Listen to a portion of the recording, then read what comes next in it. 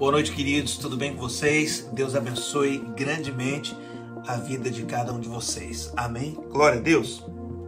Eu gostaria de ler com você 2 Reis, capítulo 18. E eu quero ler 3 passagenzinhas aqui para você. Primeiro, no versículo 19, diz assim: Dizei ao rei Ezequias, assim diz o sumo rei, o rei da Assíria. Muito bem. Ezequias era o rei de Judá e o rei da Síria era Senaqueribe. Senaqueribe, um grande inimigo, um forte exército, e eles vêm agora para atacar a cidade de Judá. Eles querem conquistar a cidade de Judá, fazer um cerco e subjugar aquela cidade. E aí então vem o recado. Antes de chegar o inimigo, ele manda o recado. Sabe por quê?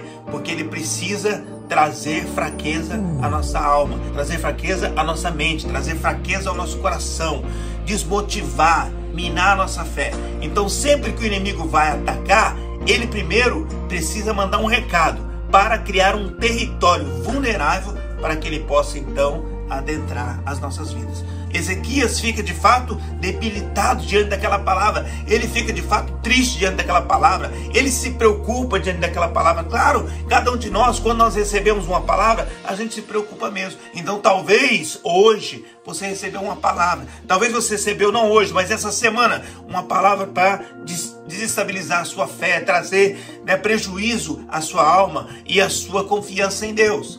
Vamos lá, eu quero continuar. Agora capítulo 19 diz assim: Tendo Ezequias ouvido isto, rasgou as suas vestes, cobriu-se de pano, de saco, entrou na casa do Senhor. Versículo 2 diz que ele enviou mensageiros ao profeta Isaías, e os quais disseram a Isaías: Assim diz Ezequias, este é dia de angústia e de disciplina e de opróbrio, de vergonha. Então, agora Ezequias ouve aquilo e ele envia um recado para o profeta Isaías, dizendo de toda a sua angústia, de toda a sua dor, de toda a sua dificuldade, né? E aí vem versículo 6 do capítulo 19, que diz assim: Assim diz o Senhor, não temas por causa das palavras que ouvistes. Uau! 3 frases, mas a mais importante é a última. Assim diz o Senhor. Por quê? Porque o inimigo vai lançar palavras mesmo. Muitas vezes ele vai lançar palavras terríveis contra nós. Segunda, muitas vezes nós, diante das palavras do inimigo, às vezes a gente se angustia, a gente solta uma frase, uma coisa, mas a gente tem que buscar lá no final o que diz o Senhor. E quando a palavra é assim diz o Senhor, é nessa que nós vamos. Nós não vamos na palavra do inimigo, nós não vamos na nossa palavra, nós vamos na palavra do Senhor. Amém, querido? Eu tenho certeza que Deus vai nos ensinar com a sua palavra hoje. Amém? Glória a Deus. Vamos orar? Vamos orar. Pai, eu quero te louvar e te agradecer, Senhor, por cada um que está conosco nessa noite. Quero te agradecer, ó Deus, porque eu sei que o Senhor tem a palavra final para nossas vidas. E eu quero colocar diante do Senhor, ó Deus, nós temos recebido muitas palavras do inimigo. Palavra, ó Deus, que tenta nos amedrontar, palavra que tenta nos enfraquecer, palavras que tenta nos fazer desistir da fé, daquilo que o Senhor tem para nós, das nossas promessas. Ó Deus, e outras vezes nós temos a nossa própria palavra, a palavra do nosso coração, a palavra da nossa mente, a palavra da nossa alma, toda a palavra que vem da carne, que vem do homem, da natureza caída. Deus, em nome de Jesus, arranca de nós. Mas, ó Deus, nós vamos firme na palavra que diz assim diz o Senhor. Deus, é essa palavra que nós queremos nas nossas vidas. E eu quero, em nome de Jesus, declarar essa palavra de bênção sobre cada um dos meus irmãos, agora em nome de Jesus, sobre cada um que está agora nos assistindo, em nome do Senhor Jesus. Amém e amém. Amém, querido? Glória a Deus. Hoje à noite, Deus vai falar com você grandemente, em nome de Jesus. Amém? Agora nós vamos adorar o Senhor. Vamos colocar diante dele o nosso coração e ele vai falar conosco também, em nome de Jesus. Amém? Vamos adorar o Senhor. Glória a Deus.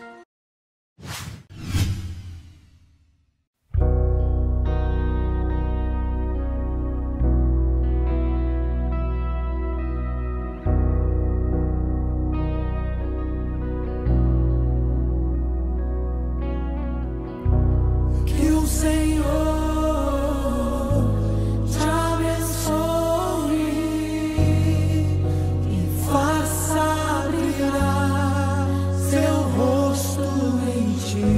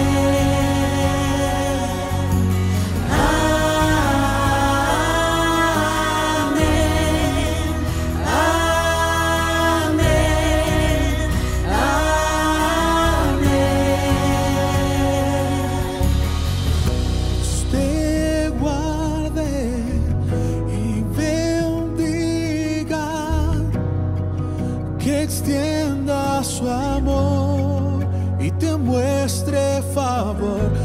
Ton Dieu sera tourné vers toi, te donne sa paix.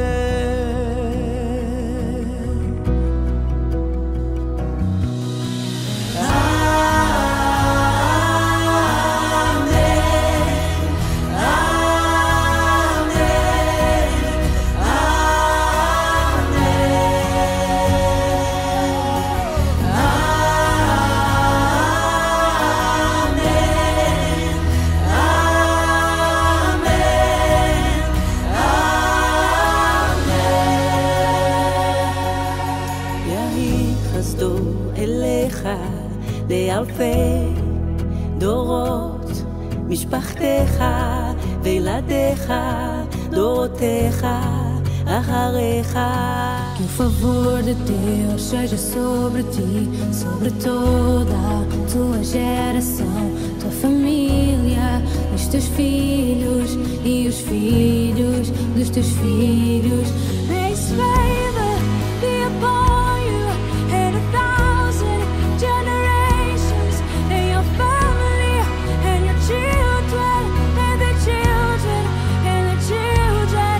Seine Gunst sei immer auf dir und auf 1,000, deren nach dir, auf den Kindern deiner Kinder und den Kindern ihrer Kinder. Su presencia te acompañe donde quiera que tú vayas, que te llene, te rodee, va contigo, va contigo.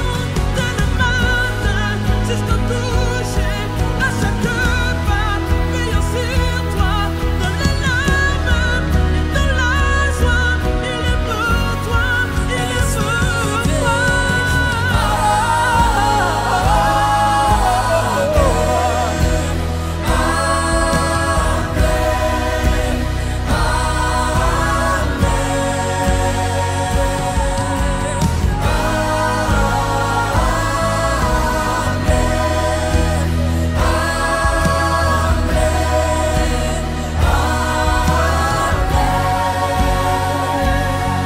Assim verso e derrama até na mil geração.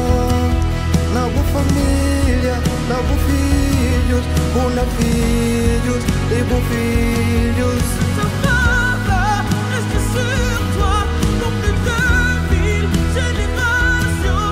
C'est ta famille et tes enfants et les enfants de leurs enfants. Sua presença seja sobre ti e te cerque onde fores, seja onde estiveres. Ele é por ti, Ele é por ti. E de dia e de noite, em cada nossa saída, o teu riso, o teu choro é contigo, é por ti.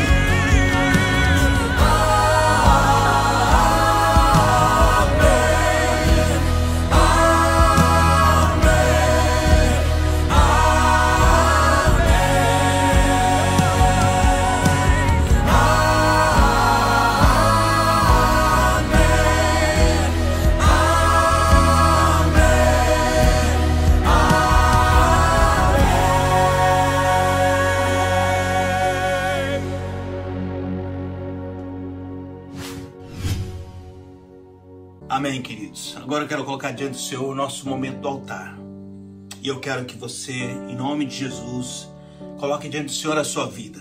Quantas vezes estamos na presença de Deus, mas nosso coração está pesado de alguma forma, tem alguma coisa, como eu disse no início, que está nos incomodando. Mas vamos colocar diante do Senhor, assim como Isaías colocou as cartas do inimigo no altar de Deus. Vamos colocar hoje também diante de Deus tudo aquilo que está pesando na nossa alma, em nome de Jesus, e vamos pedir: Deus, cura-nos, sara-nos, em nome de Jesus. Amém? Vamos orar, coloque diante do Senhor agora a sua vida, em nome de Jesus.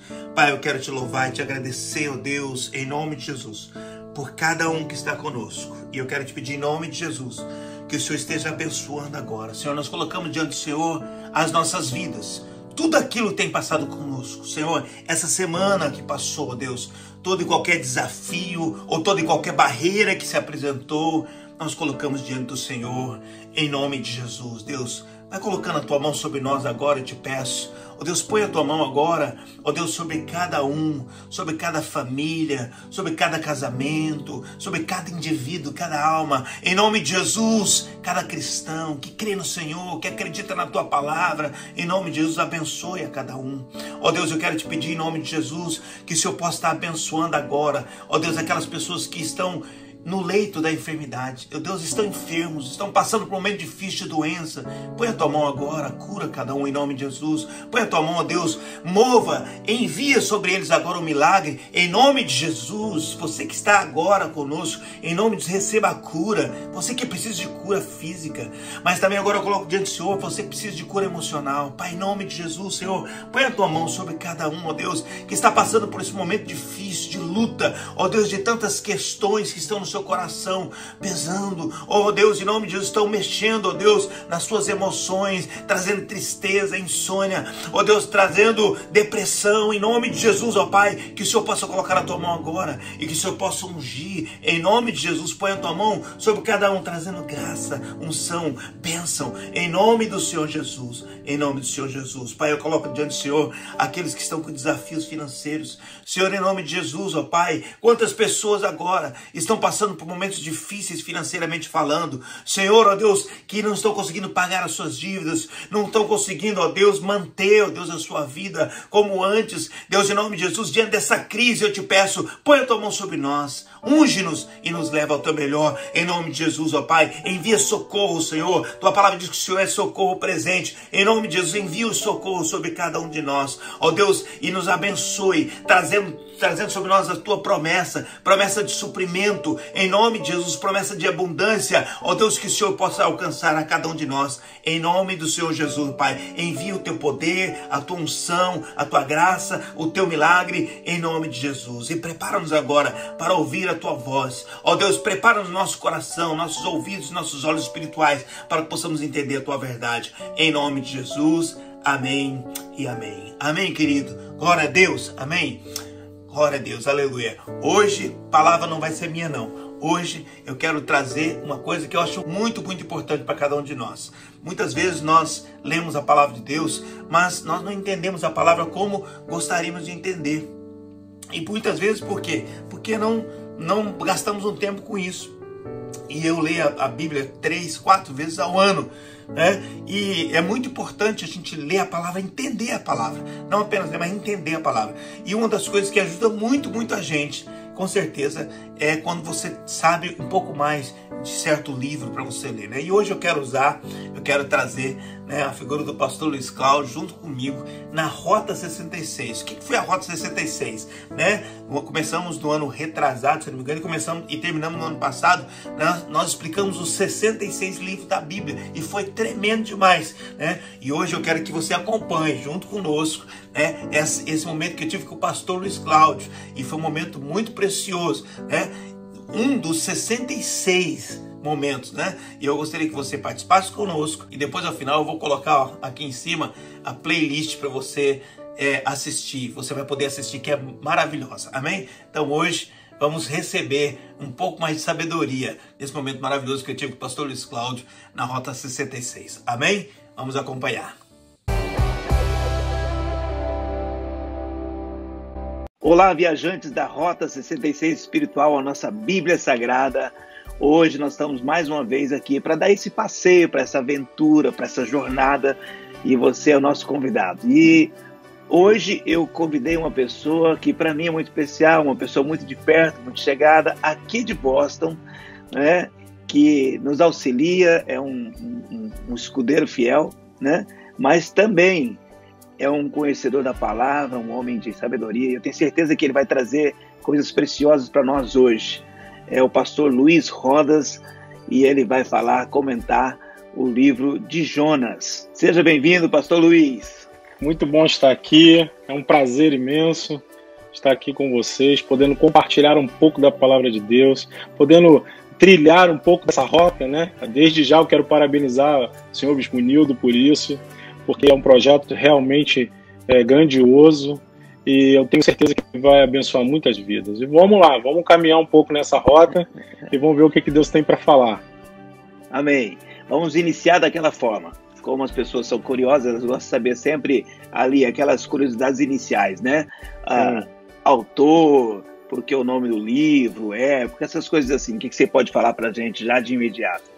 Então, o livro do profeta Jonas, ele por algum tempo ainda há uma certa controvérsia, não se tem ainda certeza de que o livro foi escrito pelo profeta Jonas, né? Alguns indícios de que, de fato, poderia não ter sido o profeta Jonas que escreveu, porque ele é retratado até de uma maneira um tanto quanto negativa, e uma pessoa talvez não fosse se expor a tal ponto, né?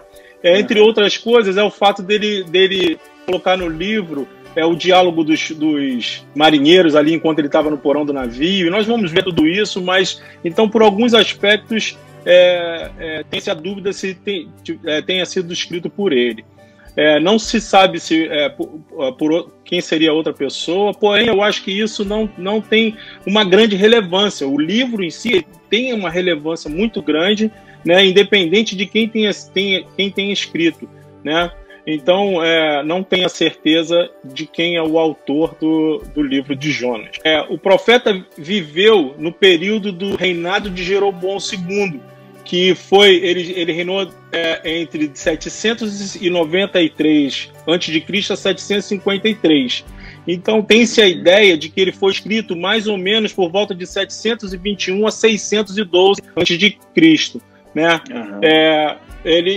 No começo do livro, no primeiro capítulo, ele se apresenta, né, que ele é filho de Amitai, veio a palavra do Senhor a Jonas, filho de Amitai. Então, existe uma outra referência em outro livro completamente diferente, que atesta o profeta Jonas como filho de Amitai, que está lá em 2 Reis, no capítulo 19, fala exatamente nesse tempo, na época de Jeroboão II, que havia um profeta chamado Jonas, filho de Amitai, e ali essa é a referência que a gente tem de Jonas. É muito vago, não tem nada mais do que isso a respeito de Jonas. Deixa eu passar uma ideia aqui, talvez você pode completá-la aí para mim. Eu sei do nome do pai dele, que é uma coisa interessante, filho de Amitai. E Amitai, ele tinha o significado de, por exemplo, minha verdade, ou fidelidade, ser fiel, né? Então tinha esse sentido. É como você falou, ele era filho da fidelidade, né? E o nome dele, eu sei que você também pesquisou. O que seria o nome do profeta Jonas? Qual o significado? Então, o significado do nome do profeta Jonas é pombo. Então, ele era... O pombo, na Idade Média, era utilizado como um meio de enviar as mensagens. Era o correio. O correio. Exatamente, é o pombo correio. Então, o Jonas, o significado do nome dele era pombo. E interessante que, como filho de Amitai, ou seja, filho da fidelidade, filho da verdade, ele era o pombo que carregava a mensagem da verdade, a mensagem fiel, né? Essa é uma ideia, né, que se tem por causa do significado dos nomes. Ou minimamente deveria ser o mensageiro de uma mensagem fiel, ser fiel para com a mensagem que receber. Exatamente, assim, né? Exatamente. Segundo o nome, ele deveria ser exatamente isso. Tá bom. Muito bem, vamos lá. Vamos continuar a história aí. Vamos lá. O que você tem mais de início para falar para a gente? Fazer uma breve introdução, falar alguma coisa a respeito desse livro que a gente possa estar caminhando nele, né? Então, quando Jonas recebeu esse chamado de Deus para que pudesse levar a mensagem até a cidade de Nínive, né, a gente vê no primeiro capítulo já ali um contexto muito forte, muito poderoso, porque Deus chama a Jonas e no primeiro momento Jonas, a palavra vem e diz: dispõe-te e vai até a cidade de Nínive, né? A grande cidade de Nínive. E a Bíblia diz que Jonas de fato se dispõe, só que para fazer o inverso, para ir para o lado contrário. né? Então, nesse contexto, muitas vezes eu fiquei me imaginando por que Jonas, um profeta, porque ele era conhecido como profeta, não era alguém que de repente Deus chamou, não, ele era um profeta, como eu falei lá em Segunda Reis, dá a referência dele como profeta, ou seja, ele tinha uma relevância ali no meio do povo, mas ele, no primeiro momento, a primeira coisa que ele fez foi fugir daquele chamado ou daquela missão, né? E quando a gente para estudar o contexto histórico, o povo assírio, ele era um povo muito cruel, ele era um povo muito temido, porque ele era cruel na maneira como ele agia com os seus inimigos, com aqueles que eles eram capturados. Né? Existem relatos de que eles colocavam um gancho no nariz e eles puxavam os prisioneiros por aquele gancho preso ao seu nariz.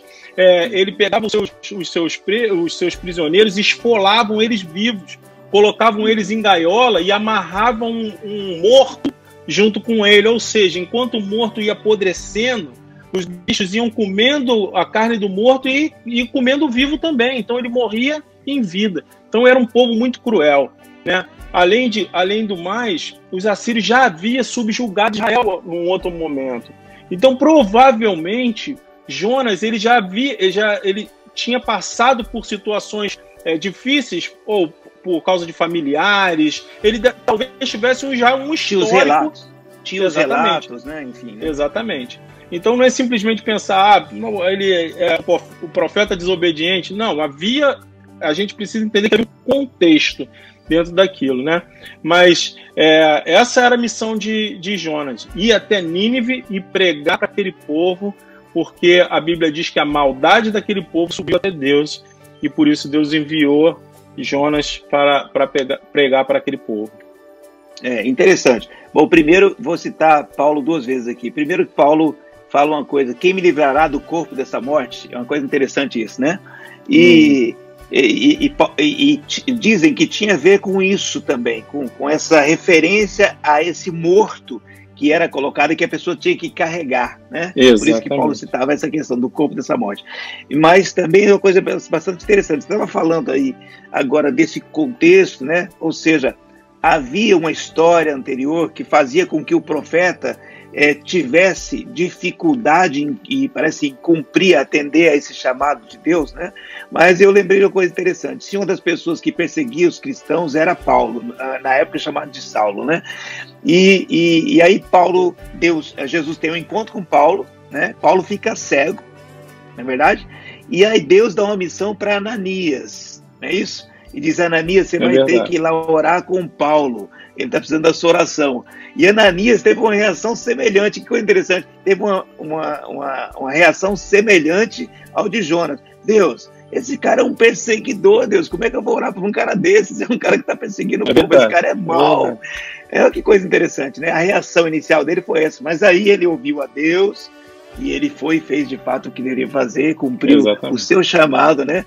E por isso Paulo voltou a ter visão, né? É verdade. Um outro fato interessante que corrobora para isso é que Oséias, lá em Oséias 11:5, Oséias já havia profetizado que Nínive o povo assírio iria se levantar novamente e iria tomar novamente Israel. Então, Jonas conhecia essa profecia.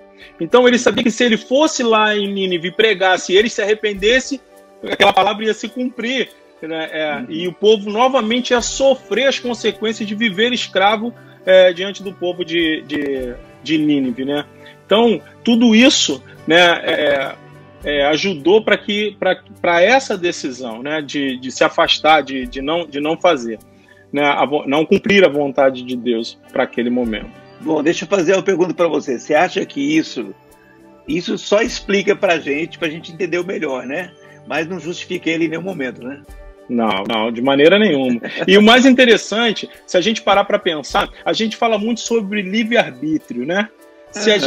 Quando a gente olha para essa situação de Jonas, fica evidente de que quando Deus ele tem um plano para você, para a sua vida, o teu livre-arbítrio não é maior do que a vontade de Deus.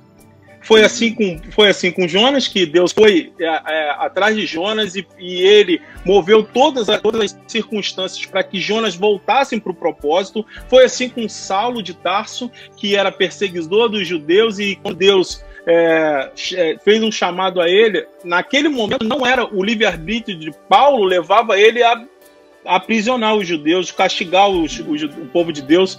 E quando Deus escolheu ele, o livre-arbítrio dele não teve um valor maior do que a vontade de Deus. Então, esse livro mostra a soberania de Deus sobre todas as coisas. Eu acho assim, se ele não quisesse cumprir, eu não vou cumprir. Ele tem o livre-arbítrio, eu não vou cumprir essa missão. Sim. Mas eu acho que, na verdade, pelo menos é o que eu entendo, é assim, por exemplo, Deus tirou toda e qualquer proteção que ele supunha ter de Deus, e ele se vangloriava porque era um profeta e tudo mais. Então, ele era como um ungido do Senhor, né? Mas quando Deus tira aquilo ali, a coisa só complica cada vez mais, porque talvez eu acho que ele não entendeu que, na verdade, o colete salva-vida dele era a missão, porque se ele não tivesse a missão que Deus tinha dado, ele ia morrer lá no fundo do mar. Exatamente. Ele ia morrer no fundo do mar.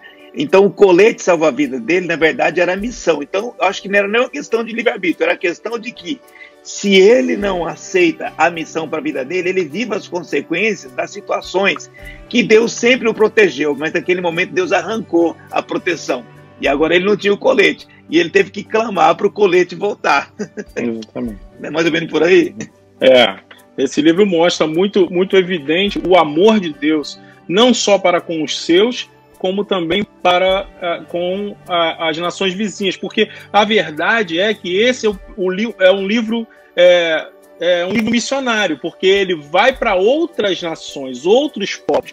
Né? Porque até então o povo de Deus e os profetas, Jonas foi o primeiro profeta que foi pregar para uma outra nação, porque todos os outros profetas... Para os gentios, porque todos os outros profetas pregavam dentro de Israel. Então Jonas, ele é a primeira ideia de um Deus para as nações, de um Deus para outros povos. Mas o mais interessante é que esse livro não é de um profeta missionário, e sim de um Deus em missão. Entende? Não é um livro, é mais do que um profeta missionário, é um livro que mostra um Deus em missão, ou seja, missão de alcançar outros povos, missão de alcançar aquele que já se arrepende. Entende? E eu acho que aí vem aquela palavra também, que os planos de Deus não podem ser frustrados. Na verdade, no final da história, Jonas acaba indo cumprir a missão dele. Se ele tivesse dito não, ou seja, se o coração dele se endurece, não, eu não quero, eu acredito que ele morreria, lá no mar mesmo, morreria. Exatamente. Não porque Deus jogou a maldição, não, é porque ele não tinha a proteção da missão. Porque justamente foi ele, não foi Deus que enviou ele pro navio, né? Não foi Deus. A Bíblia diz que ele desceu, não é isso? Tem até essa coisa interessante, né? Que ele desceu para Jope, depois ele desceu pro navio, pro barco, depois desceu pro porão. Pro porão do navio, exatamente, e acabou descendo pro fundo do mar. Pois é, então é ele que está fazendo tudo isso, quer dizer, são as decisões dele que estão fazendo isso, e não Deus. Deus, ao contrário, Deus quer ele na missão, né? Quando ele resolve clamar a Deus, Deus fala, bom, deixa eu colocar de volta na missão, então, que é o seu seguro, o seu salva-vida está na missão mesmo, né? Mas é verdade isso, porque se ele rejeita, Deus levantaria outro, né? Deus levantaria outro, livramento viria por outro, não é isso? Porque a missão vai ser realizada, né? Agora, ainda bem que ele decidiu, há bom tempo, de voltar para a missão e cumprir a missão, né? Exatamente. Ali mostra exatamente o amor de Deus. Talvez, exatamente pelo que a gente falou, talvez do histórico que ele tinha, por causa da Síria ter aprisionado Israel, ter feito escravo, talvez familiares.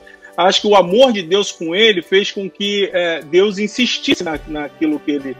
no projeto que era Jonas ir lá pegar para aquela cidade. Tanto que no final, lá no capítulo 4, Deus fala com ele, olha, Jonas, é razoável que você se preocupe com essa planta que nasceu, você não fez nada, nasceu e morreu, e eu não me preocupe com a cidade de Nínive, onde tem 120 mil pessoas que não conseguem discernir a mão direita da mão esquerda. Ou seja, Deus começa a fazer ele se enxergar. A verdade é que havia dentro de Jonas talvez um ódio pelo povo assírio, né, talvez um desejo de cumprir o chamado de Deus, mas a raiva, o ódio pelo povo assírio era maior, que não deixava ele enxergar o projeto e o plano de Deus, que era muito além das fronteiras de Judá e Israel, né? Deus queria conquistar o mundo, né?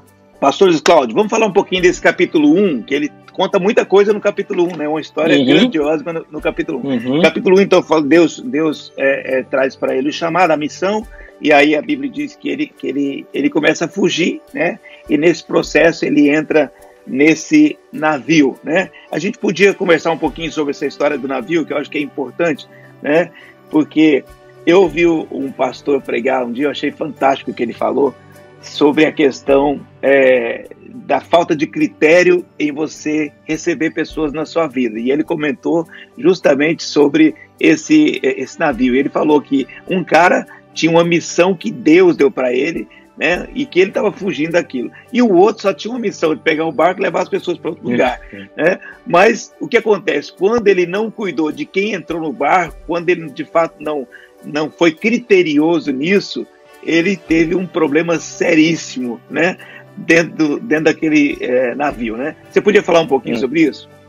Sim, então, o capítulo 1 começa com um chamado de Jonas, né? Então, Deus comissionando Jonas a ir até a grande cidade de Nínive para clamar contra ela, né? Por causa da malícia do povo assírio tinha chegado até Deus. Então, o texto diz que Jonas, ele pegou o caminho inverso da onde Deus havia dado a ordem para ele ir.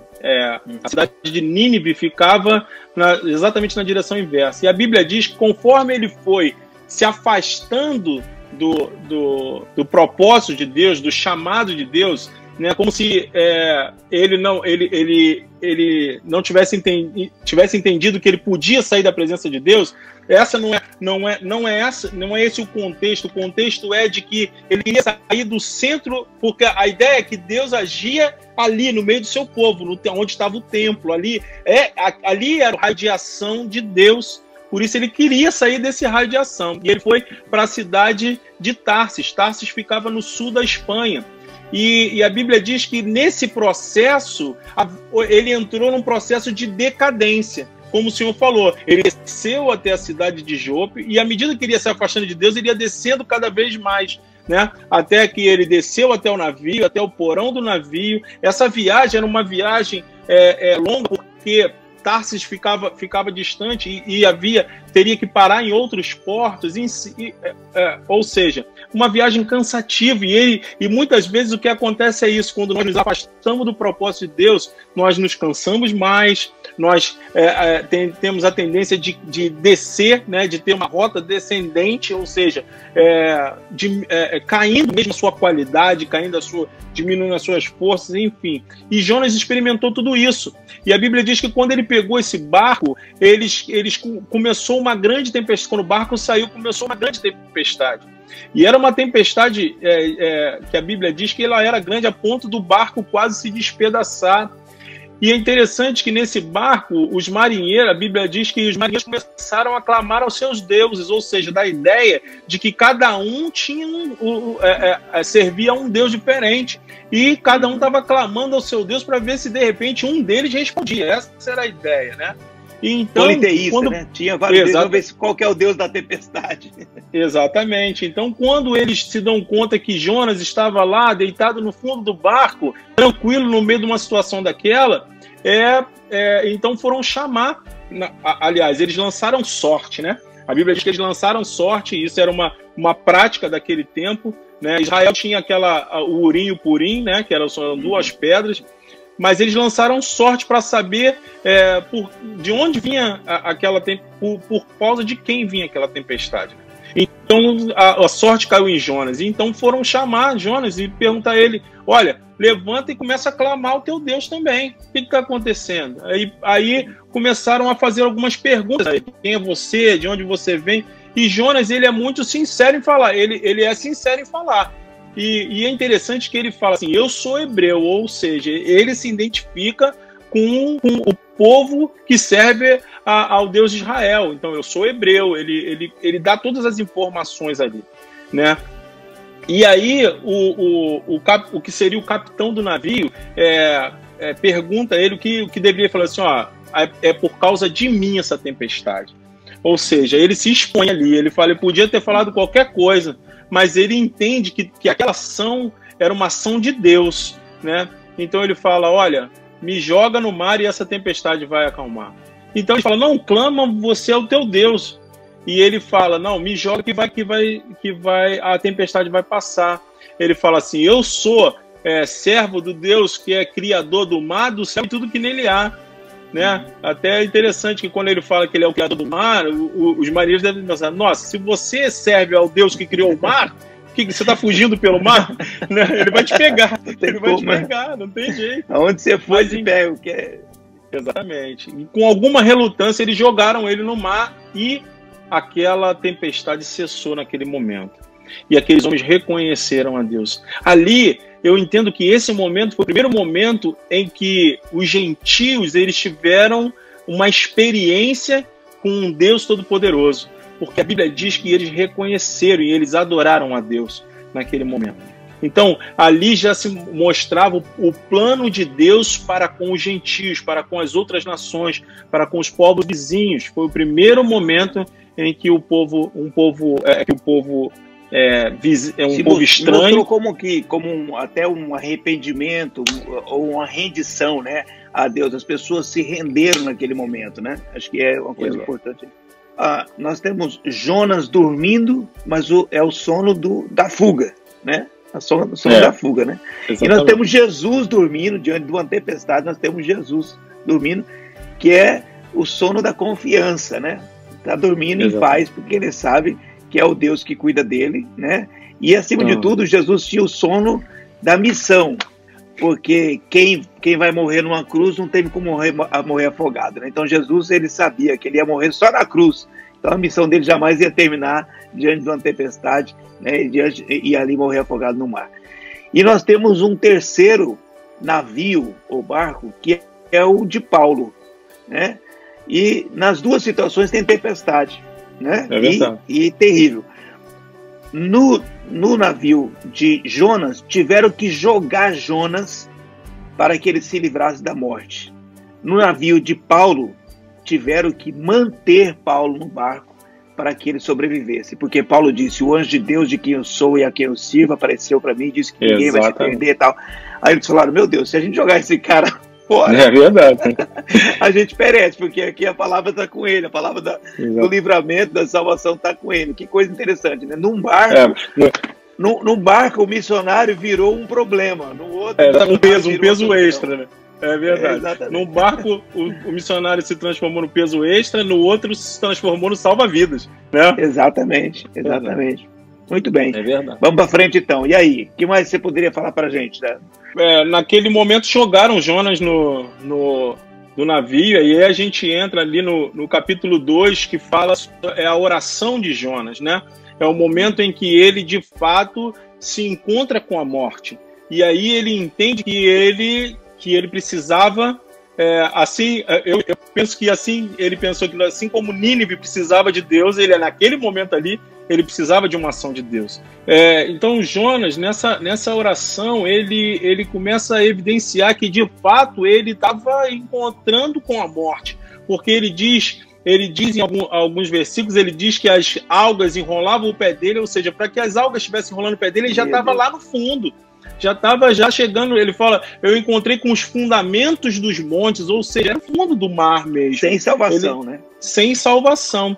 E aí você percebe que o profeta que estava fugindo da missão foi encontrado por um peixe que estava cumprindo a sua missão. Uau! Porque a missão do peixe era pegar Jonas, era engolir Jonas. A Bíblia diz que Deus deu ordem ao peixe, né? Deus falou ao peixe. O peixe foi lá, então ele deu uma missão para ele.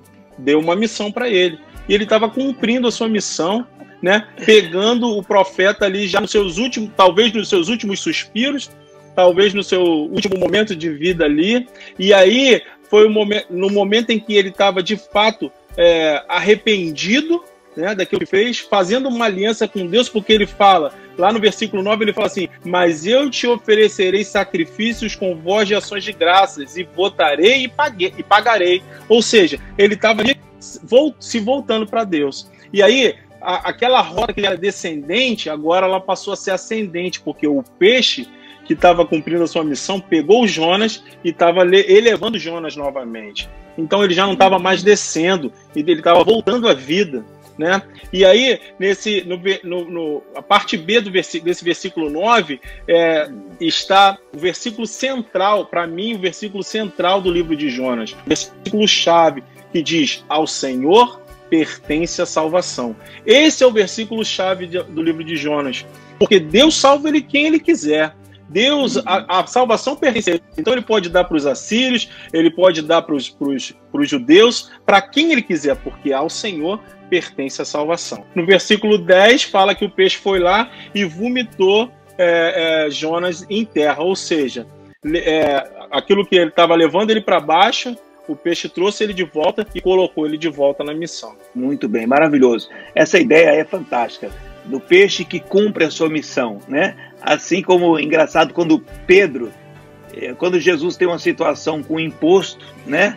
Ele é cobrado sobre o imposto e ele, sendo descendente de Davi, não deveria pagar o imposto, mas ele fala: Pedro, para evitar a conversa, fala o seguinte: vai lá, você vai encontrar um peixe, ele está com a moeda, está engasgado, está fazendo mal para ele, arranca a moeda lá, arranca a moeda e a gente resolve. Enquanto Pedro cumpre a missão de salvar aquele peixe, porque ele arranca a moeda que está fazendo mal para o peixe, né? Ao mesmo tempo ele encontra a solução da situação dele e ele pode pagar o imposto, né? É uma coisa combinando com outra, né, pastor Luiz Cláudio? Quando a gente está fazendo a nossa parte, cumprindo a nossa parte, a gente encontra respostas, né? Então ele pôde entender. E eu fiquei imaginando como que Deus fez esse profeta refletir quantas vezes, né? Primeiro porque lá no barco foi interessante isso, e que os caras relutaram em jogar ele no mar. Os caras relutaram bastante em jogar ele no mar. Não foi assim: tá bom, se é o problema, já jogar. Não, eles seguraram. Por quê? Mostrou o quê? Misericórdia daqueles marinheiros, né? Misericórdia dele. Um cara que era um problema para eles, mas que eles tinham misericórdia dele. Só jogaram em último caso, que viu que senão todo mundo ia perecer, né? Primeira coisa. Segunda coisa é que quando eu vejo essa questão do peixe, né, eu fico imaginando, Jonas, talvez Jonas pensando, mas e se esse peixe resolvesse não cumprir a missão também, porque eu era um cara mau agora nesse momento, e o peixe dissesse: oh Deus, por que eu vou salvar esse profeta porque ele é mau, né? Então ele ia perecer. Então ele viu mais uma vez o peixe cumprindo a missão e tendo misericórdia dele, não levando em conta, porque se levasse em conta quem ele era como Ninivita agora, uma pessoa má, mas que o peixe teve misericórdia também e cumpriu a missão, não é isso? A literatura hebraica, ela tem muitos paralelismos, né? E exatamente esses são esses paralelos. A misericórdia dos marinheiros com relação a Jonas, a misericórdia de Deus, né, em enviar o peixe e trazer Jonas de volta. Então tudo isso se formam paralelos para mostrar a grande misericórdia de Deus, porque Deus também teve misericórdia com os marinheiros, né? De forma que quando eles jogaram Jonas ao mar, a tempestade cessou e os marinheiros puderam ser salvos, né? Então esse livro fala da grande misericórdia de Deus. Tá gostando da viagem? Eu sei que tá maravilhosa. Querido, eu quero te dizer só uma coisinha aí. Tá vendo esse botãozão vermelho abaixo de você? Inscrever-se. Aperte nele, por favor, se inscreva no canal. Depois que você apertou, aparece o sininho, né? Então você aperta no sininho para você receber as notificações também. E eu vou te pedir mais uma coisa. Aperta aí o like, o gostei, por favor, que é muito importante para o canal. Tá bom? Muito obrigado. Excelente. Bom, muito bem. Aí ele vai, ele é vomitado novamente, ele é colocado de volta na terra, né? E aí Deus fala novamente com ele, né? Deus volta ao assunto. Deus fala. Eu me lembrei, pastor Cláudio, de Jesus, quando foi atrás lá de Pedro e colocou Pedro de volta na missão, né? Exato. Pedro, eu vou te colocar de volta na missão, né? E falou com ele novamente. Exatamente. Deus novamente dá a ele todas as coordenadas. Ele fala, é a mesma coisa. Aí fala, o texto começa no capítulo 3, dizendo: veio pela segunda vez a palavra do Senhor a Jonas, dizendo: levanta-te, vai à grande cidade de Nínive. Ou seja, Deus colocou, é como se tivesse zerado ali a história. Vamos zerar aqui e vamos começar tudo de novo, né? Então Deus está sempre pronto a começar de novo, desde que eu esteja arrependido, desde que eu tenha o desejo de fazer aquilo que é cumprir a vontade de Deus. Deus está sempre pronto em recomeçar conosco. E ali naquele momento Jonas recebeu novamente a missão de ir até a cidade de Nínive e pregar contra ela. E a Bíblia diz que dessa vez Jonas se dispôs e foi até a cidade de Nínive, né? Ele foi até lá e ele começou a pregar aquela cidade. Ele começou a falar contra a cidade. E a mensagem de Jonas é: ainda no espaço de 40 dias, se vocês não se arrependerem, a ira de Deus virá sobre vocês. Era mais ou menos essa mensagem. E ali, Jonas começou a pregar aquela cidade. E a Bíblia diz que aqueles homens creram.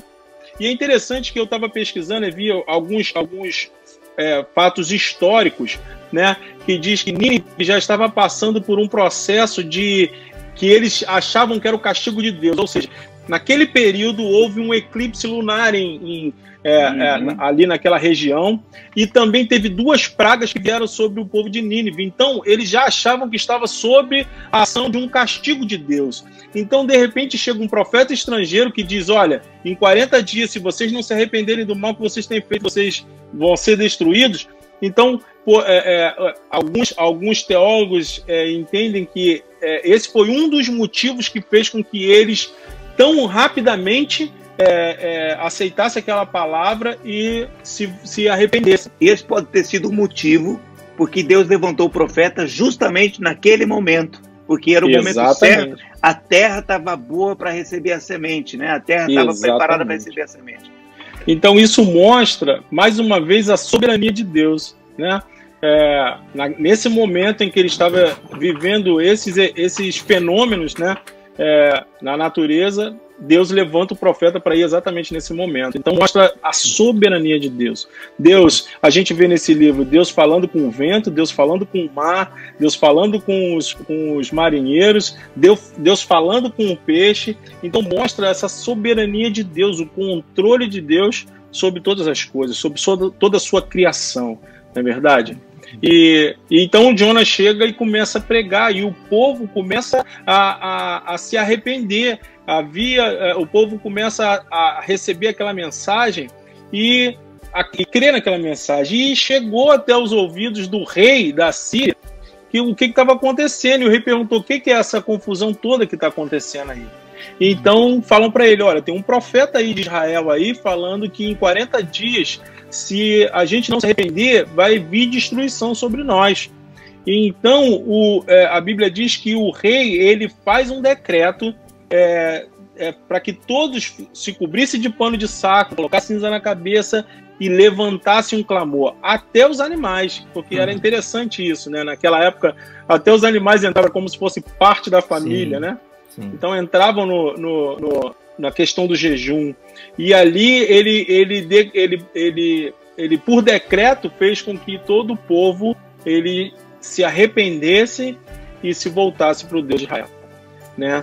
E aí entra mais uma vez Jonas ele escorrega de novo, né? Porque ele fica irado, ele ainda nutria uma esperança de que Deus fosse punir aquele povo, que Deus fosse trazer a ira dele sobre aquele povo.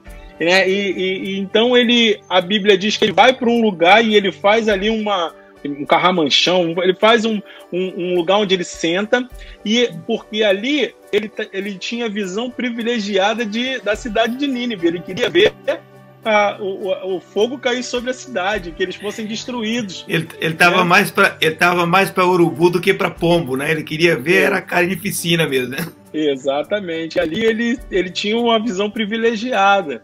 E ali diz que a Bíblia fala que nasceu uma planta que cobriu ele, porque o sol era forte ali naquele lugar, estava queimando ele, aquela planta subiu, né? Existe uma discussão ainda sobre que planta seria essa, mas o mais aceitável seria uma boboreira, né? Então aquela planta subiu e cobriu ele, porém no outro dia um verme veio, comeu aquela planta e ela apodreceu, ela morreu, e ele ficou irado mais uma vez. E é quando Deus conversa com Jonas e fala: Jonas, é razoável que você sinta raiva porque uma planta que você não fez nada por ela, nasceu e morreu em um dia, você tenha raiva por isso e você não sinta pesar por essa nação inteira. Ou seja, Deus está mostrando a ele que então eu não posso ter misericórdia desse povo que eu criei, né? É minha criação. Enfim, ali naquele momento Deus acho que ele traz Jonas à tona, né? Ali dos seus sentimentos, das suas verdades, porque Jonas ele estava agindo de maneira exclusivista, ele só queria pensar em si, tanto é que ele fica feliz quando aquela planta está dando sombra a ele ali, né? Mas ele fica com raiva quando ela é retirada dele, ou seja, ele estava olhando só para ele. Jonas, na verdade, eu entendo que ele era uma expressão daquilo que o povo de Israel era naquele momento, né? Que o povo hebreu estava preocupado com ele, estava preocupado com as suas necessidades. Eles não estavam preocupados com a missão que Deus tinha para eles, que era de alcançar o gentio, que era de levar. Eles foram um povo escolhido para ser um povo modelo, e eles estavam fechados em si. E ali o livro de Jonas, exatamente como eu falei, mostra um Deus em ação, um Deus em missão, que está atrás do seu povo, da sua criação. Ele está ali para buscar e salvar aquele que está se perdendo, né? Então, Deus termina falando exatamente isso para Jonas, né? Não deveria eu ter misericórdia desse povo? Era mais ou menos essa ideia, né? Então, eu acho que essa é a mensagem para nós hoje, né? De que existe, eu fui alcançado por Deus, mas eu não posso ficar simplesmente com a ideia de que eu fui alcançado. Eu preciso levar outras pessoas a conhecerem esse Deus e serem alcançados por ele também, porque ele é um Deus misericordioso, ele é um Deus de amor.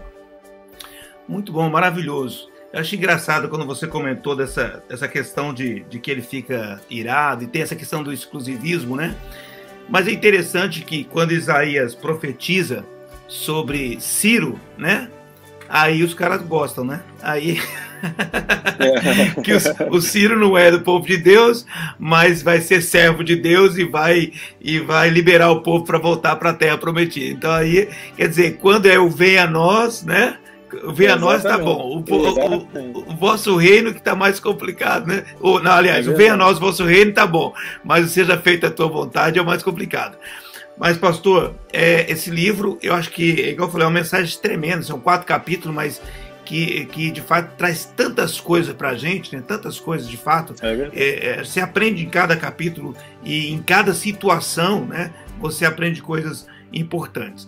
E eu gostaria de te pedir, porque fica essa pergunta, de fato, no final, Deus faz a pergunta, parece que ele joga pra gente, né? Deixou no livro lá pra gente responder essa pergunta, né? E eu queria abrir a tela agora para você dar uma palavra final de oração, né? E talvez em cima dessa mensagem mesmo e tudo mais, mas você fizesse uma oração por essas pessoas que estão nos assistindo e que às vezes estão até diante de um quadro como esse, olhando a missão de Deus para sua vida, ou está no quadro dos ninivitas, né, recebendo uma palavra para a sua vida, né, de salvação, enfim, que você trouxesse algo que está no teu coração aí. Eu vou abrir a tela aqui e você derrama desse azeite, dessa palavra maravilhosa, tá bom? Vamos lá. Amém. Então vou abrir aqui, pastor. Amém. Então, como eu havia dito, o versículo que eu acho o versículo central do livro de Jonas está lá no capítulo 2, a parte B do versículo 9, fala: a salvação pertence ao Senhor. E é isso que eu preciso entender, que a salvação pertence a Deus. Não sou eu que salvo, não é você que salva, mas quem salva é Deus. Mas eu preciso entender que eu sou o canal de Deus para alcançar as pessoas. Hoje nós estamos vivendo um tempo difícil, um tempo que as pessoas estão reclusas, um tempo que as pessoas estão desesperançosas, elas estão abatidas, e é o tempo certo para que a gente possa falar do amor de Deus. É o tempo que as pessoas estão mais quebrantadas, estão buscando algo que lhes dê fé, que lhes dê esperança, né? Assim como Jonas, ele recebeu uma missão de Deus, que era pregar pegar um povo que havia um histórico, era um povo mau, era um povo que cometia muitas maldades, mas era um povo que estava no projeto de Deus. Deus tinha um projeto para aqueles homens, para aquela nação. E Deus tem um projeto para as pessoas nos dias de hoje, para o seu vizinho, para o seu parente. E você é o profeta chamado nessa noite, nesses dias, para pregar às pessoas. Então, não fuja da presença de Deus. O tempo em que Jonas fugiu do chamado de Deus, ele só teve derrota. A vida dele só teve uma rota descendente. Até terminar no fundo do poço de Jonas, foi o fundo do mar. Mas no momento em que ele se arrependeu e ele aceitou o chamado de Deus, Deus trouxe o escape, que foi aquele grande peixe, e ele pôde fazer a vontade de Deus. Eu quero te dizer nessa noite, se você desejar fazer a vontade de Deus, cumprir o chamado de Deus, Deus vai enviar tudo aquilo que é necessário para que você possa cumprir a sua missão, porque a salvação pertence a Ele, e Ele faz e salva quem Ele quiser. Às vezes a gente olha para o nosso vizinho e pensa, não, aquele ali, ele fala mal do outro, ele comete erros, mas eu quero dizer para você que um dia nós também estávamos nessa posição aos olhos de outros, mas alguém falou do amor de Deus para nós, e por isso hoje nós estamos aqui, que você possa hoje se voltar para Deus e deixar que Ele te leve aonde Ele deseja que a palavra dele seja pregada. Certamente você vai ver o milagre de Deus. Jonas, ele provocou o maior avivamento que se tem história, né? Uma nação inteira se converteu diante da palavra de Jonas. Você pode ser o Jonas de hoje, e você vai levar uma palavra que vai levar um prédio, um edifício se converter, famílias se converter, uma rua se converter, um bairro se converter, uma cidade se converter, quem sabe uma nação. Deus é poderoso para fazer como Ele quiser na minha vida e na sua vida, desde que eu deixe Ele fazer. Seja você também uma ferramenta que vai levar avivamento às nações. Esse foi o maior avivamento da história. Você pode ser o responsável pelo próximo, em nome de Jesus. Deus abençoe, orar por você. Deus, em nome de Jesus, eu quero te pedir que esse vídeo possa alcançar o coração daquele que está abatido, daquele que está, ó Deus, sem força, daquele que está, ó Deus, enfermo, que o Senhor possa trazer esperança, que o Senhor possa trazer vida, Senhor, que o Senhor possa levantar aquele que está abatido para que ele seja testemunha para as nações, testemunha para a sua vizinhança, para a sua família, levantar aquele que está perdido, longe, resgatar, ó Deus, e trazer a eles a missão, ó Deus, de multiplicar o teu reino. Nós somos teus filhos, Senhor, e nós queremos fazer a tua vontade, que a tua vontade possa prevalecer na minha vida e na vida de cada um que está nos ouvindo hoje, em nome de Jesus. Em nome de Jesus. Amém, glória a Deus, amém, pastor, que benção, que benção, que benção. Bom, eu vou encerrar agradecendo a tua participação. Para quem não sabe, pastor Luiz Cláudio é pastor aqui na Sarança Terra de Boston, grande benção, juntamente com a pastora Eliane. Mas não somente isso, ele é o semeador de parábolas, não é isso? Amém. Então você tem seu Instagram, como é que é, pastor? Semeador de parábolas no Instagram, e no YouTube eu tenho um canal, Luiz Rodas. Aí você vai ver lá, tem o semeador de parábolas, tem as parábolas lá, você pode participar, gente, se inscrever. Coisas maravilhosas que você tem que ouvir, assistir, porque é muito bom mesmo, tá bom? Pastor, muito obrigado, Deus te abençoe muito, obrigado pela sua participação na Rota 66, eu tenho certeza que vai ser grande bênção nas vidas. Amém, eu que agradeço.